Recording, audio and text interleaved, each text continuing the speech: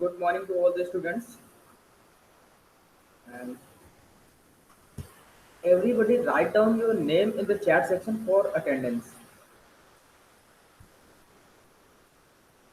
So let's start the class now. In the previous lecture, we have seen that what are the approaches of financial management and objectives of financial management. Okay, so we have studied two approaches, that was traditional approach and modern approach. So we have seen the functions or characteristics of traditional and modern approach and their limitations also. And in the objective of financial management, we have studied only one objective, that is profit maximization. In the yesterday's lecture, we have discussed about the financial management objective, that was profit maximization. Actually, it has two main objectives. Means the financial management has two main objectives, that are profit maximization and wealth maximization. So we have seen the profit maximization already in the previous lecture, and we have also learned the arguments, favorable arguments for the profit maximization objective. Now, today we will see what are the unfavorable arguments for the profit maximization objective. It means if the profit maximization objective have some importance, then it is not necessary this is completely important. It has also some criticism also. It also has some criticism. So let us see what are the unfavorable arguments or criticism of profit maximization objective. So let us see. The first one is it is vague and ambiguous. Vague and ambiguous. It means it is doubtful. It is doubtful. Ambiguous means doubtful. The term profit is not clear. Okay, it has not been defined precisely and accurately, whether it is profit after tax or before tax, accounting profit or incremental profit, etc. Now, let us see.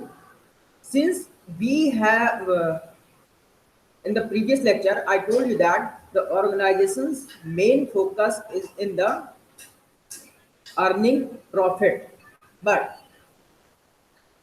the earning profit is not clearly defined. Means if you are earning profit, so which type of profit? Either it is net profit or gross profit. Means after paying all the liabilities, how much profit you have earned, or the profit that you had, and still you have to pay your liabilities also. Okay, just like tax, interest on your credits, and the borrowings that you have raised funds from different sources. So either you have to pay any of these, because when we were looking the profit maximization objective, so our main focus was for the earning of profit only. Okay, except the profit maximization, we didn't clear anything else.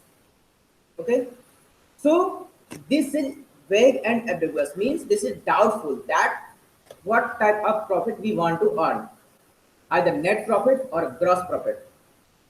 For example, suppose that if you are selling your product, if you are selling your product, then if you earn 20 lakhs rupees by selling those products, okay, so this 20 lakhs is your profit, or according to the profit maximization objective, there is not a clear description that this 20 lakhs is either profit or prof- profit after paying the tax, after reducing the cost of production, after reducing the other expenses, all these things. Okay, so in the profit maximization objective, this is not clear that which type of profit we want to earn. So let us see. So that's why we can say that the term profit is not clearly defined in the profit maximization objective. Second unfavorable argument, that is it ignores time value of money. Time value of money. Uh, in the next chapter, we will also study the net present value. The net present value. Uh, Let us see an example. If you have 1 lakh rupees in 1960, if you have 1 lakh rupees in 1960, so then is it necessary that the value of that 1 lakh is still equal to in 1909 or 2000?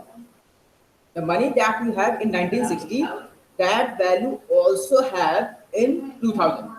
This is not necessary, because that time the value of money was more. Now, in the 2000, the value of money is less due to many economic factors. Okay, so in the profit maximization, time is ignored. Time is ignored.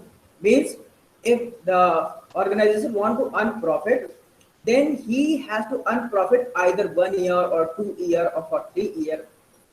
So if the organization has objective to earn the profit for 5 years, okay, he decided that he want to 5 crore profit for 5 years. Okay, so here he has not clear that the money that he invested in the organization, what will be the value of that money after 5 years? What will be the value of that money after 5 years? Because it could be possible that either value could be reduced or increased according to the economic conditions of that country. Okay, so the time value of money has been also neglected in the profit maximization cases. How? It is based on the concept of bigger is better. It is based on the concept of bigger is better, which means higher benefit is better, it better for firm, but it does not consider the time period of occurrence of the benefit. It is incorrect to treat cash inflows occurring at different point of time as same. Okay. So the profit maximization objective says that he has to earn profit as much as uh, required. Okay, but in how many times that profit he has to earn? The objective is getting higher profit, but in how many times? In how many times? So we want to earn that profit. Okay, if we will not consider the time, then we cannot calculate our exact profit or net profit, because there are many things happen in the organization which can reduce your profit during the time. Suppose that you have target for 5 years, and it could be possible that the prices of raw materials or any other thing has been increased. So the target that you have decided can be reduced according to your expenses. Okay, so the time value of money is not considered in the profit maximization objective. The time value of money is properly ignored. Okay, now the next one, it ignores risk factor. It ignores risk factor. There are many internal as well as external risks involved, which is not taken into consideration in profit maximization objective. For example, if you are launching a project or you are doing any activity in your business, and after some time, when you have started the activity, and after some times the government imposed some new taxes. The government imposed some new taxes. And when you have decided to get that profit, you have ignored these factors. You have ignored the external factors.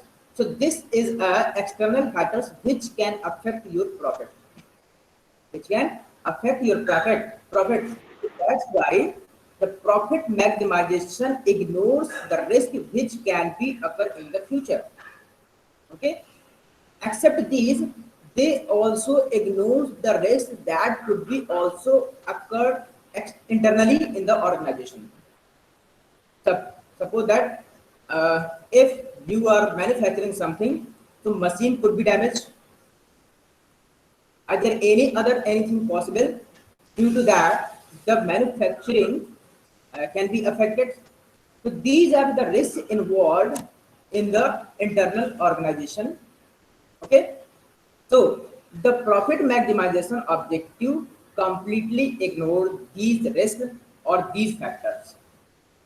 Now, the next says the next unfavorable argument is it leads to exploitation of workers and consumers. This is the main thing. This is the main thing. It leads to exploitation of workers and consumers.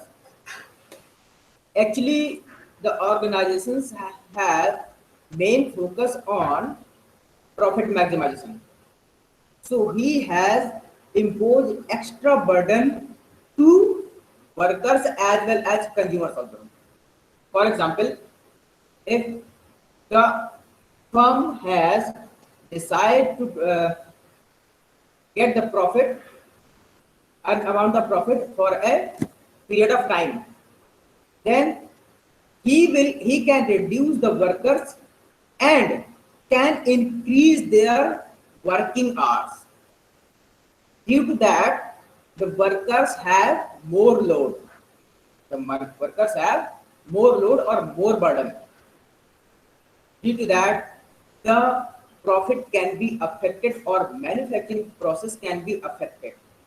Okay, if the manufacturing process can be affected, then profit of also can be affected. Because if you will uh, impose more burden any of them, so he can be tensed. He can be tensed. Due to that, either he will leave or he will not work by his full capacity, or he will not work as efficient he will. Okay, so this is the extra burden on workers. This is the extra burden of workers. Just like there are also some companies in the countries who impose the workers that you have to work for 12 hours in a day. There are also some manufacturing companies and many organizations in the country that who say to the workers that you have to done 12 hours per hour, 12 hours per day, and they will pay only for 8 hours. And due to unemployment, many people work on there. Many people work on there. So this is the exploitation of workers. This is the exploitation of workers. And how consumers exploited? How consumers? Actually, when they produce this much of units, so they can increase the prices. They can increase the prices which have to bear by the consumer, and also they can reduce their quality, which can also affect the consumer's health. Okay, so this is the exploitation of workers. So this is not a good thing. To earn the maximum profit, you are exploiting other people or society. So that's why to earn more profit, and enterprise try to charge more price and to take more work from workers with less pay. That I told you. That organization said that you have to work 12 hours and we will pay only for 8 hours. Huh? So due to this, because there is lots of unemployment in our country, so many people are ready to work on that organization also. And without uh, without rules, many organizations running and the workers are working there. The laborers are working there. Okay, so this is the exploitation. Next, it leads to unethical, corrupt, unfair trade practice. Unethical means if you are exploiting the workers and consumers, so it means the organization don't have moral values. Organization don't have moral values. Okay, so this can be increased. This is lead to increase the corruption and unfair trade practice. Unfair trade practice means cheating and also increase the corruption. That means if there are some laws, they can uh, bribe to any government agencies or government officer to uh, to certify their company as a legal way because they want to earn high profit. So they can bribe any government officer. So this will lead also corruption and unfair trade practice because these types of organization which have only earn profit, which have only want to earn profit, they are completely corrupted or most of the activities of those organizations leads with unfair trade practices because they don't have moral values. They don't have moral values. That's why they don't care about either consumer or workers. Actually, they want to earn more profits. And you also have, I think, you all of you have also seen these types of activities in your near about your home or near about your city or town. For example, you can also see that if you have any some shop where the children are working as a labor, the children less than age of 12 years, less than age of 12 years is also working on the shop, which is legally strictly prohibited, but they are working but they are working because they the shopkeeper or the person who are exploiting him don't have any ethical value. Okay, so this is the profit maximization objective also leads the corruption, unfair trade practice, cheating, unethical. So this is the reason that's why profit maximization is not suitable for organizations. Now, what is the next objective? The next objective is wealth maximization. Wealth maximization. Here, listen carefully that wealth is not means money. Wealth is not means money. Wealth means the value of the firm. Wealth is value. Okay, wealth means value, and value includes many things. Value includes many things. So let us see uh, what are these. So wealth maximization objective is also known as value maximization or net present worth maximization. Net present worth maximization. Here also look on the term worth. Worth is also completely related to money. It has also some another words. Okay, so this objective is recognized appropriate for decision making. Wealth means wealth of shareholders. I will explain it later. Wealth means wealth of shareholders. Wealth of shareholders is determined by market value of shares. Okay, wealth of shareholders is determined by market value of shares. Wealth also signifies net present value, which is the difference between present value of cash inflows, okay, and present value of cash outflows. Okay. In this way, wealth maximization objective consider time value of money and assign different values to cash inflows occurring at different point of time. Okay, so investment should be made in such a way that it maximizes net present value of shareholders. Let us see. I told you that the wealth maximization is not means the maximization of money.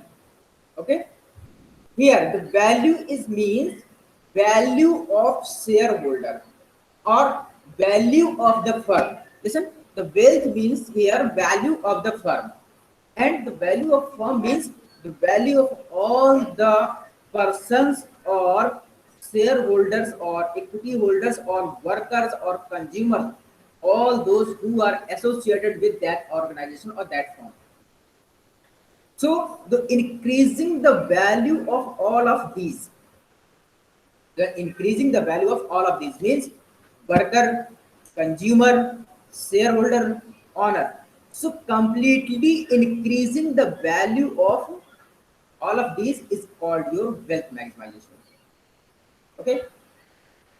Now it has the wealth means shareholders, the value of shareholders. Now who are the shareholders? Actually, when we heard the term shareholders, so uh, just click the in our mind that shareholders are those persons who purchases the share of any company.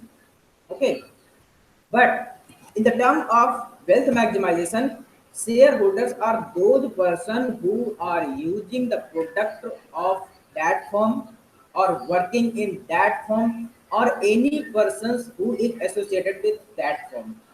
Okay. So increasing the value of all the shareholders. Okay. So increasing the value of all the shareholders, this is the main objective of wealth maximization. Now, the wealth maximization objective also consider the net present worth maximization. How? Suppose that if there is an organization who is running a project and uh, if he is expending, he has expensed some money on the 2012. Okay, so if he invested some money in 2012, then and the target to completion of that project after 2 years. So he will also calculate that after 2 years what will be the value of that money. After 2 years, what will be the value of two money? And according to that investment, what is the profit now? Listen, in in the previous objective that was profit maximization, this concept was completely ignored.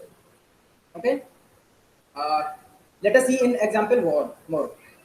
Suppose that you have invested 5 lakh rupees in 2020. In 2020, you have invested 5 lakhs. Okay. Now, after 3 years, you have earned 8 lakhs. After 3 years, you have earned 8 lakhs. Okay. So now you are looking that you have earned the profit from the 5 lakhs, but this is not a clear analysis. You have to analyze the value of 5 lakhs, which was 3 years earlier. Now, 3 years earlier value is now what is now? What is the value of 5 lakhs after 3 years?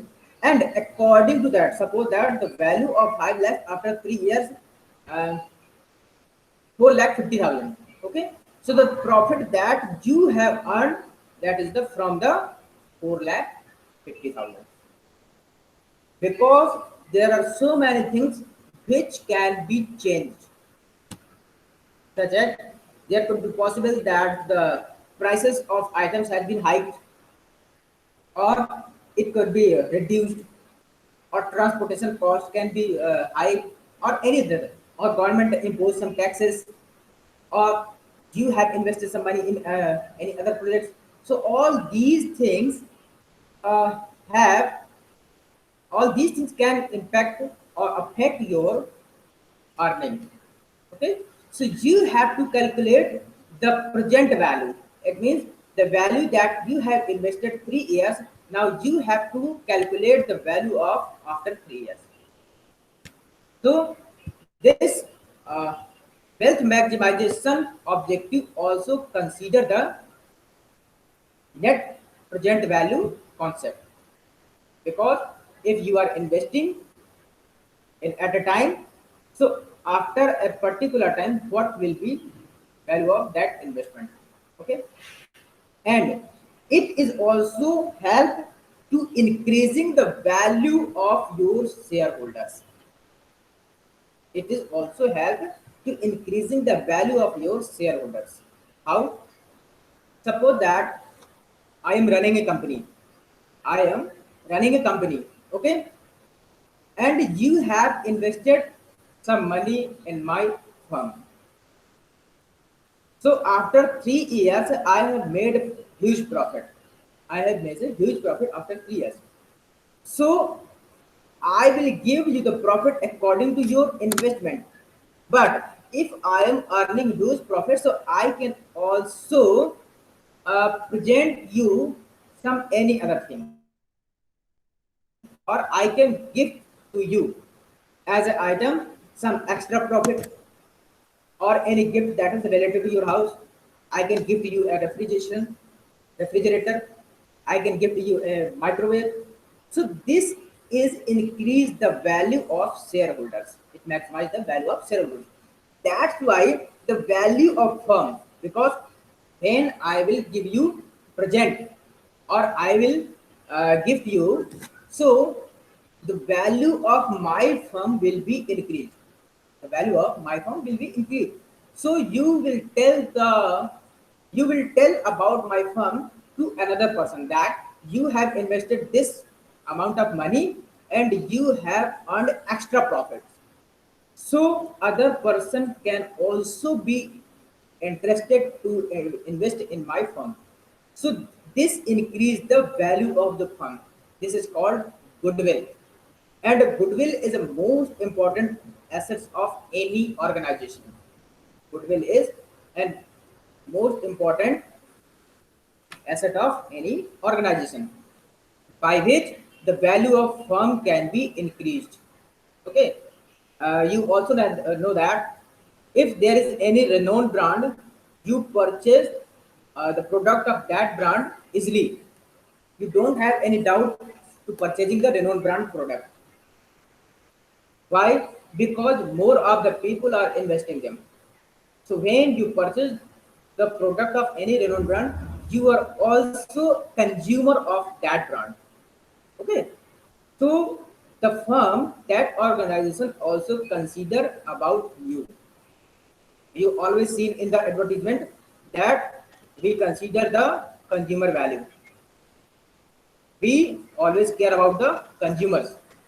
Okay, so the wealth maximization objective is the increasing the value of shareholders. Shareholders, all those persons who are directly or indirectly associated with that the or with the organization.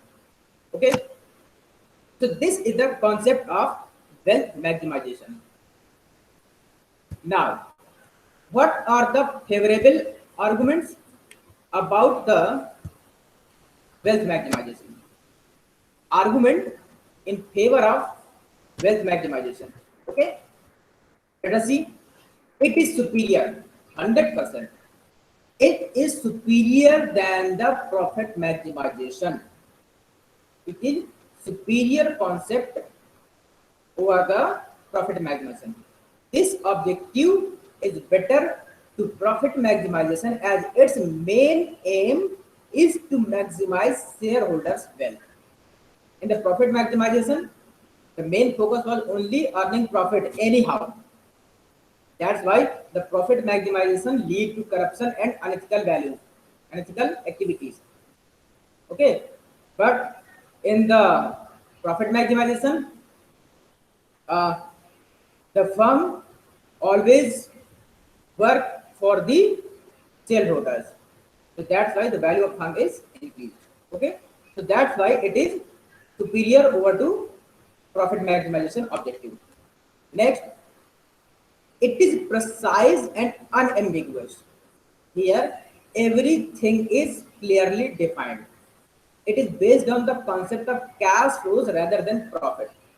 Means in the profit maximization, we have to calculate the profit when we are investing. Means when our cash is going out, that time we have to calculate. And when the cash is inflows, means then the cash is incoming. So that time we also calculate.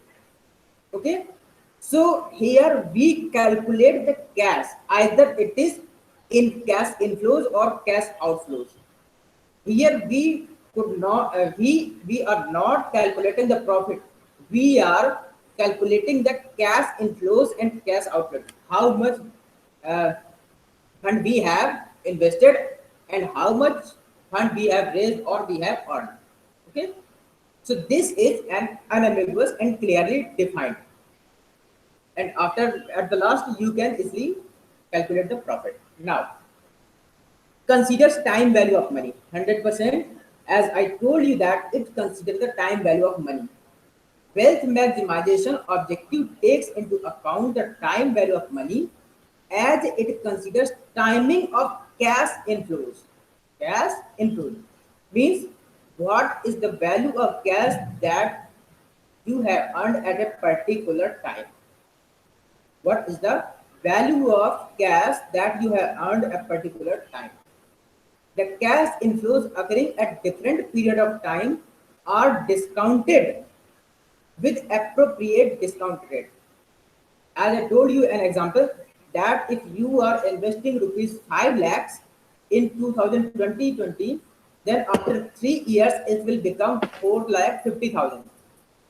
So if there is needed to apply any discounted rate, so we will apply a discounted rate to calculate that cash inflows or cash outflows. Okay, so this concept is consider the time value of money. Okay, this is very important term because in the upcoming units we will also calculate the net present value of money related to this. Okay, next considers risks.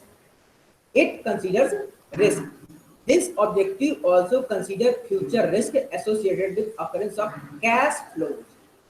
This is done with the help of discounting rate. Higher the discount rate, higher the risk, and vice versa.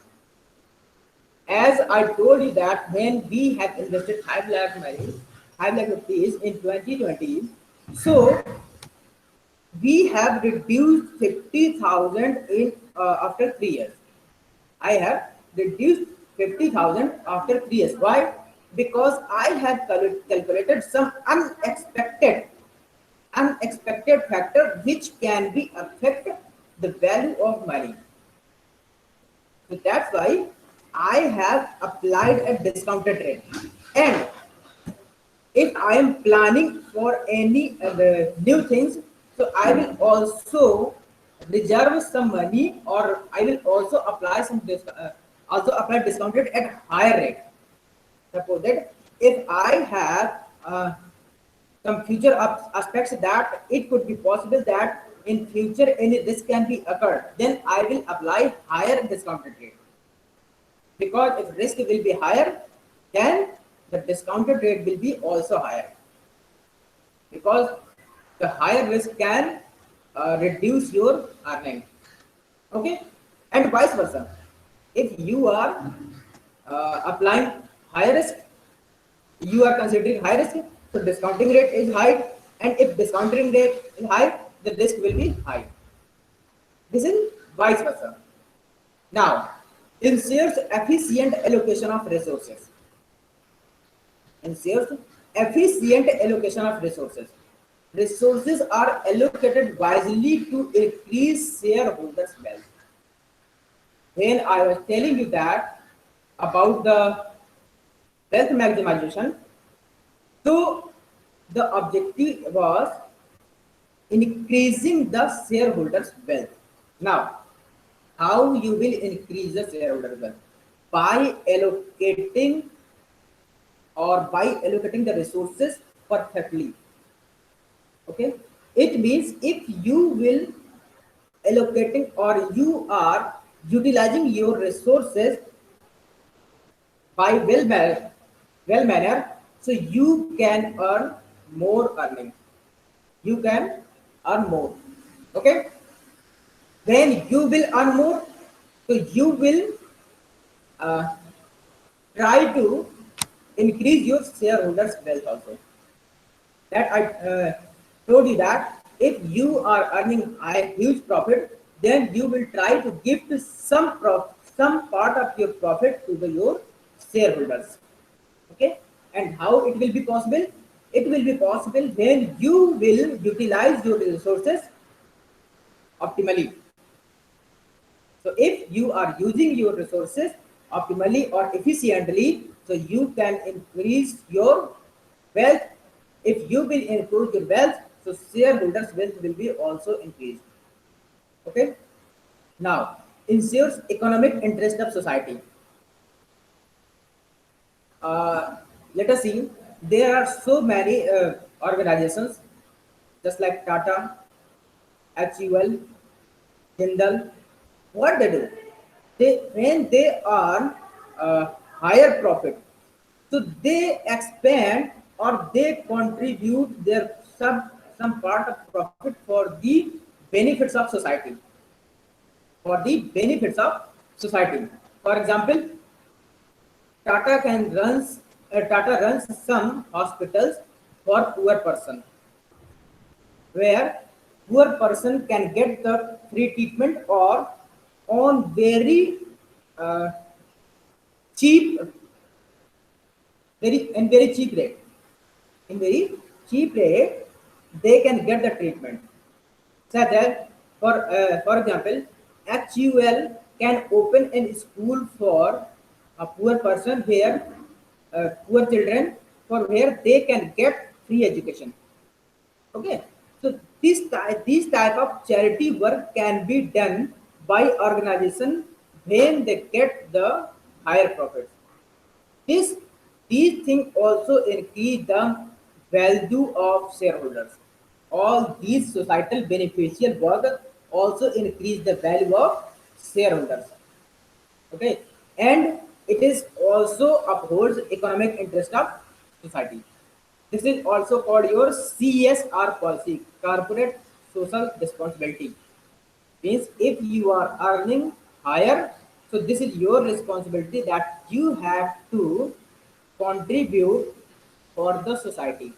You have to contribute for the society.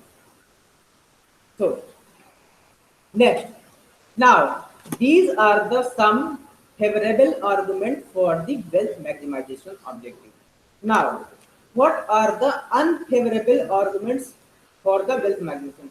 Obviously, it is better than the profit maximization, but it has also some criticism. It has also some criticism. And what are those? The first one is creates honor management problem. Honor management problem. That is, the concept of wealth maximization creates a honor management problem as owners want to maximize their profit and management want to maximize shareholder wealth. Here we are. If, for example, there is a XYZ company, for example, Reliance. Okay, so Reliance owner wants to earn profit for himself. Reliance Owners wants to profit for himself, and the management of Reliance wants to earn profit for shareholders' wealth. Why? Because if the shareholders' wealth will be increased, then the value of firm also will be increased. Because the owner is also a person or as an employee of the organization. Okay, but all the persons who are associated with directly or indirectly with the organization, those are more important for any organization. So all the management tried to increase the shareholders wealth.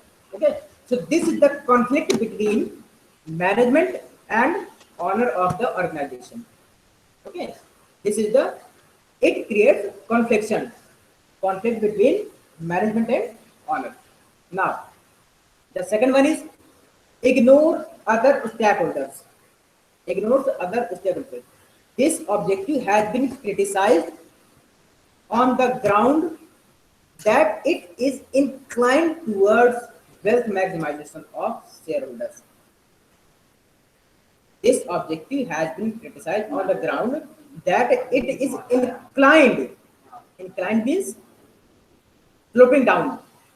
Sloping down wealth maximization of shareholders wealth only, ignores other stakeholders such as creditors, suppliers, employees, etc. Suppose that if you have borrowed some funds from any financial institution or any other person, so the interest of those person can be inclined. Okay, so this is possible that the interest of another stakeholders can be ignored by this wealth maximization objective. Now, criteria of market value is not fair. Criteria of market value is not fair. The criteria of wealth maximization is based on market value of shares. 100%. If the value of share will be increased in the market, if the value of the share will be increased, then the value of the firm also will be increased. But this is not a correct measure. But this is not a correct measure because this is not necessary that the value of share always increase. It could be either increase or decrease due to different factors, either economic factor or technological factor or external factor or internal organizational factor. So all these factors should be controlled by organization, which is always not possible to control all of these. Okay, so if you cannot control all these factors, either external or internal, uh, sometimes you can control internal factors, but there are so many external factors which cannot be controlled by organization. So these factors can be reduced the market value of the firm, which leads to decreasing of the value of your shareholders.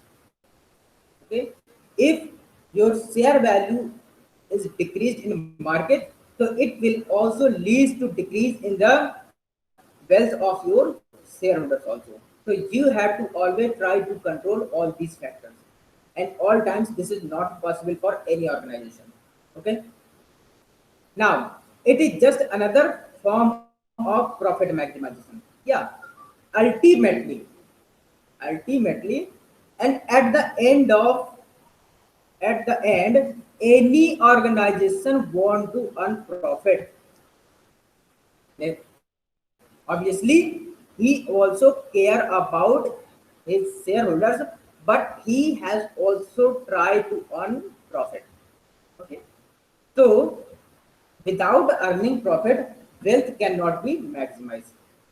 Obviously, as just I told you in the previous point, that if the value of your share is decreases, and it means you are going on loss. If you are going on loss, then the value of shareholders will be also decreased. So every organization ultimately want to earn profit. Okay, so that's why it is another form of profit maximization. Now, management alone enjoys certain benefits. Management alone enjoys certain benefits because the all of the in the hand of management. So there are so many things which cannot be known by the shareholders. There are many things which cannot be known by the shareholders. So these unknown things can uh, can be enjoyed by only management. Okay, they don't tell all the conditions or terms to their shareholders sometimes. That's why that's why shareholders don't know everything about the company. Okay, so management enjoy certain benefits; those are unknown by the shareholders. So these are the some unfavorable arguments for the wealth maximization objective. Okay, so you have to go through the this wealth maximization objective and profit maximization objective, because this is very important and most of the time it is asked in the your examination. Now, uh, we have to see the scope and functions of financial management. Scope and financial functions of financial management. Actually, there are mainly some function, and these functions based on your whole financial management. These functions are basic for your whole financial management. What are these functions? These are this: investment decision, finance decision, and dividend decision. The rest of the unit all depend on these three functions. Okay, so let us first see scope of financial management. Estimating financial requirements. Estimating financial requirements. How much funds you have to require for your organization, and how you will invest it. Okay, means estimating financial requirements. If you have requirements of funds, so how much funds you have to require. The financial expert will calculate the requirement of the fund for the organization. Okay. Now, deciding capital structure.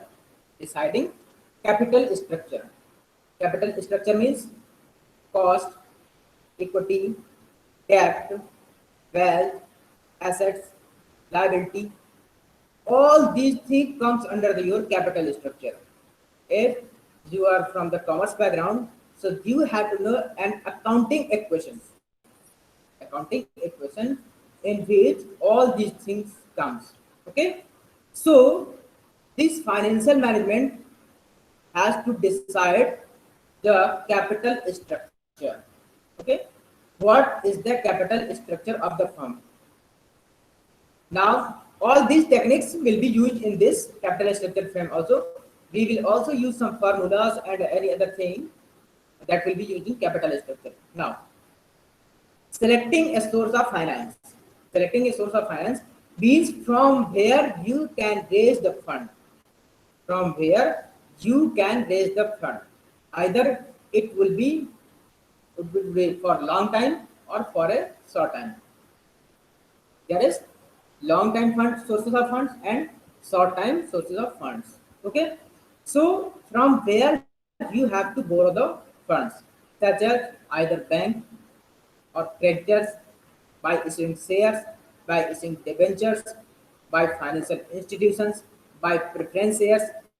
These are all the sources for selecting a fund. Okay, now, selecting a pattern of investment. Pattern of investment selection means by which pattern you have to invest the money or your funds. Means how much you have to invest in capital, how much you have to invest in a new project, how much you have to invest in your HR, how much you have to invest in your production, how much you have to invest in your marketing. So investment pattern you have to select. Okay, this is a also uh, decision of your investment decision, which comes in under this investment decisions. Okay, proper cash management. Proper cash management. How much is cash is inflows and how much cash is outflows. So you have to manage all the inflows and outflows of the cash. So this is called your cash management. Implementing financial controls. You have to control your finance, your financial sources or your on your funds. You have to hold control on your funds, and you have to apply some techniques to control the control over the funds. Okay, proper use of surpluses. Proper use of surpluses. Surpluses are those when you have earned more huge profit. When you earn the huge profits, so then you have some surplus. Okay, so how you have to use those surpluses? This is the proper use of surplus. So these are the scopes where you have to apply the financial management. Financial management techniques will be applied in different ways, which are these. Just like estimating financial requirement, deciding capital structure, selecting a source of finance, selecting a pattern of investment, proper cash management, implementing financial controls, proper use of surplus. And all these will be uh, we will see in these financial functions. These all scopes will be in studies in the finance functions. That is investment decisions, finance decision, and dividend decision. In this chapter, we will study little bit only introduction of investment decision, finance decision, and dividend decision. And these are also in your upcoming units. So all the techniques, methods, and for everything whatever comes in within the decision, we will study it in detail in upcoming units. Okay. So we have studied up to the scope of financial management. Tomorrow we will go through the let us complete this today. From tomorrow, we will start next topic. Okay. So let us see. Finance function relates to three major decisions, which are the finance manager has to take. What are these finance functions? The first one is investment decision. The second one is finance decision, and the third one is dividend decision. Okay.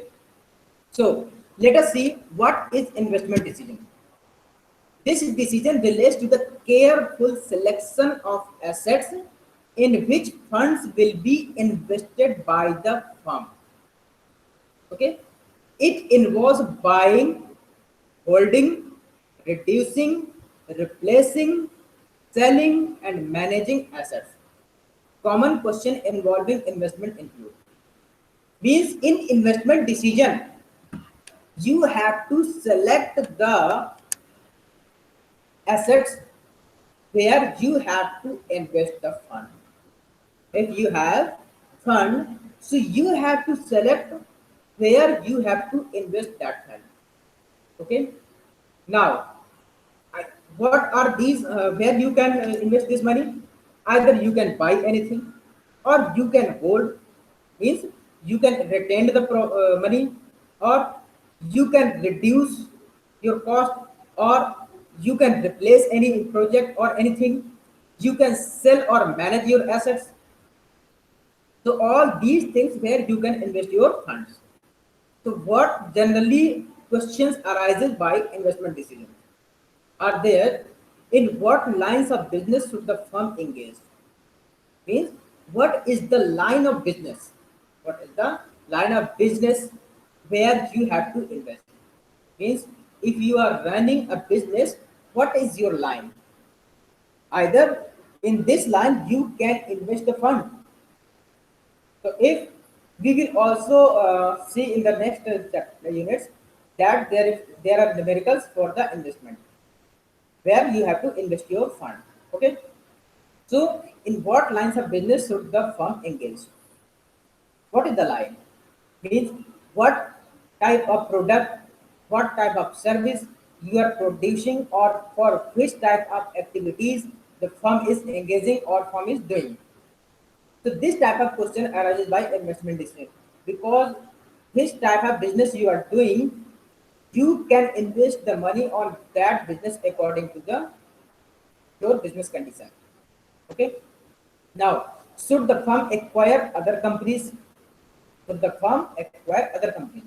If you want to invest the funds, then you can also think about the acquiring another companies or another firm. If you are looking for profit, and the firm that have low value and which is useful for your organization, so you can also think about the acquiring of that company. Okay. So this is also called acquisition. If you have money, so you can acquire the company to increase the size of your organization. To increase the size of your organization, you can acquire the another company, by which you can expand or you can diversify your organization to earn or to maximize your wealth. Okay. Now, what sort of property, plant, equipment should the firm hold?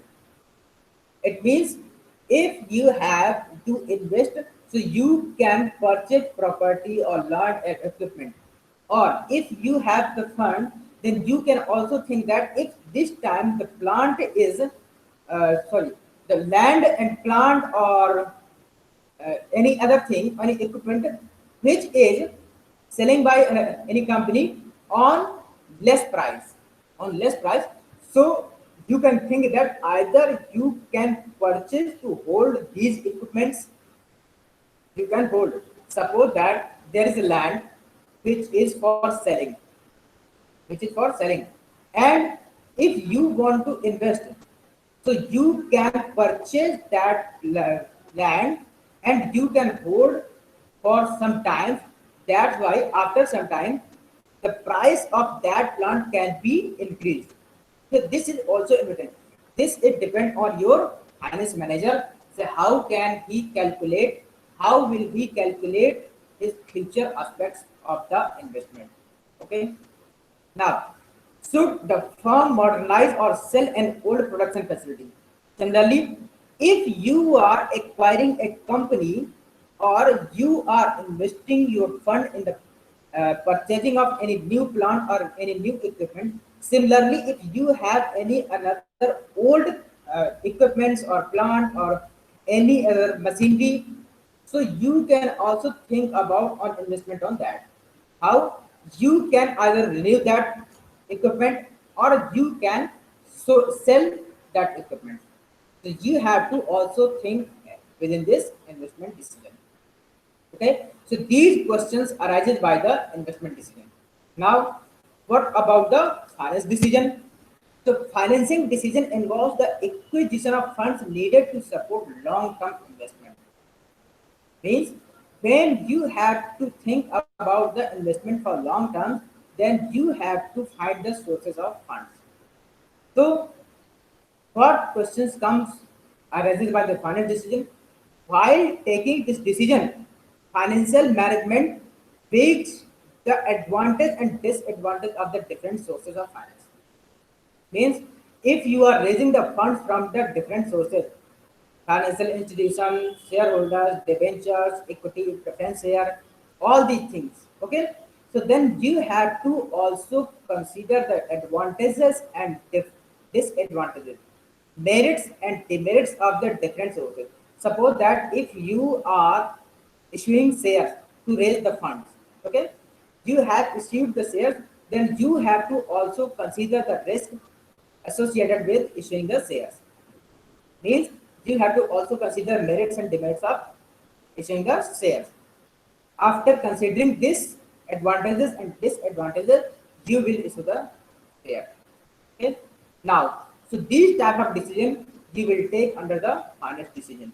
And the business can either finance from its shareholder funds, which can be subdivided into equity shares capital, preference share capital, and the accumulated profits. Means if you have the finance, then you can also divide your funds in different parts, just like equity, preference share, and accumulated profits. And you can also divide it in the debentures also, and you can also retain. So you have to decide that how you can divide your funds in the different things. Okay. And borrowing from outsiders include borrowed funds like debentures and loans from financial institutions. So these are the sources of finance from where you can borrow the funds, just like debentures. Debentures are some uh, documents which are issued by company on a particular interest rate for a particular time.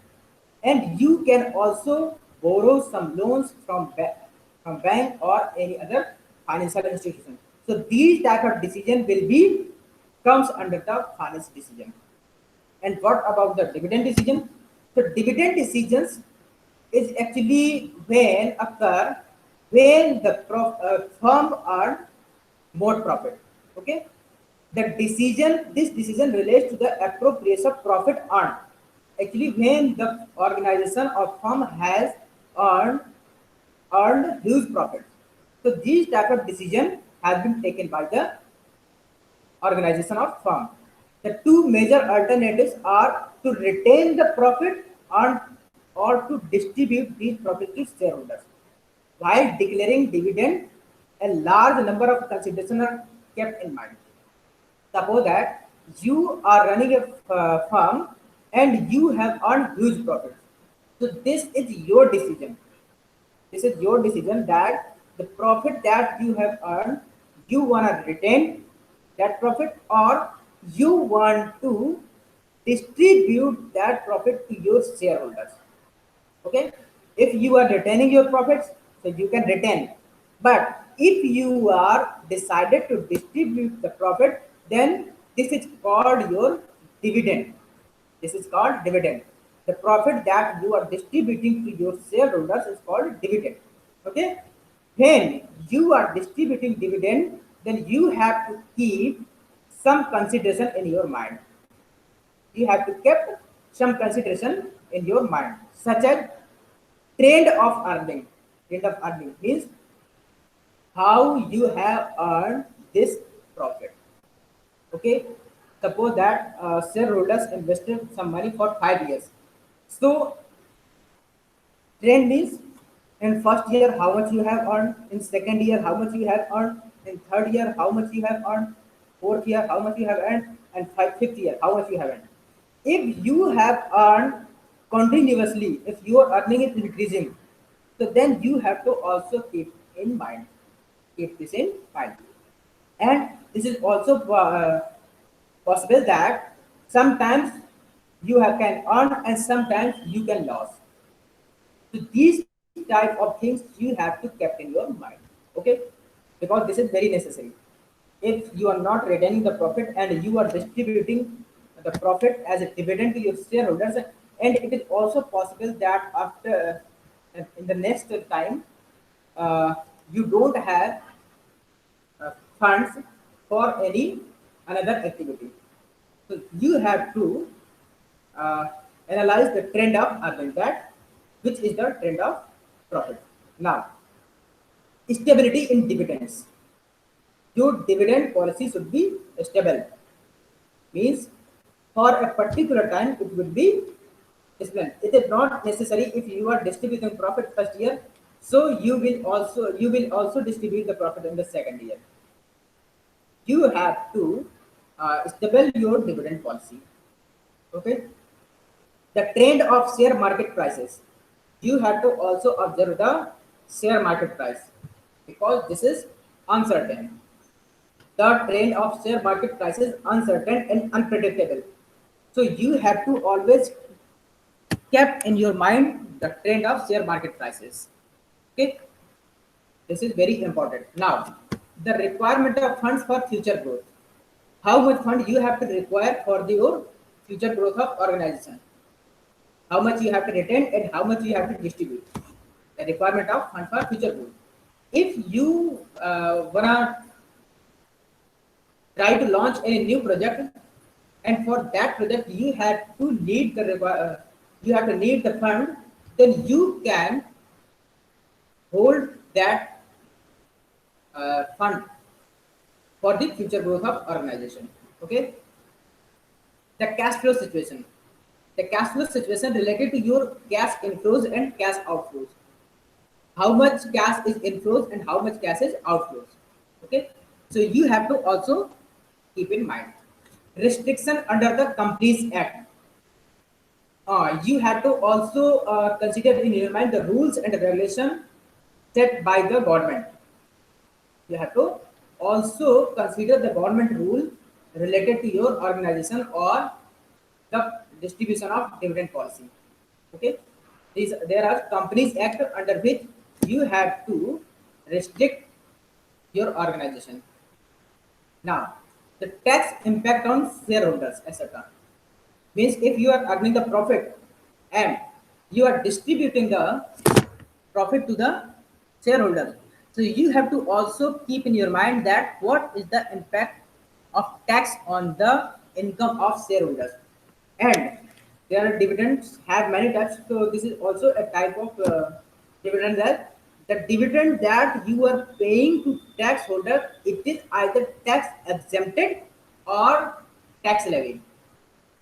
Okay, this is, it means the dividend that you are paying to your shareholders, either is it tax exempted or not. Okay, so you have to also consider this. Okay, so these are the functions of finance which has been completed by today's lecture. Completed in today's lecture. So this is all about thing. I think time is too much. So next time we will see next topic on Monday. Now, if someone has any query, so you can ask. And everybody write down your name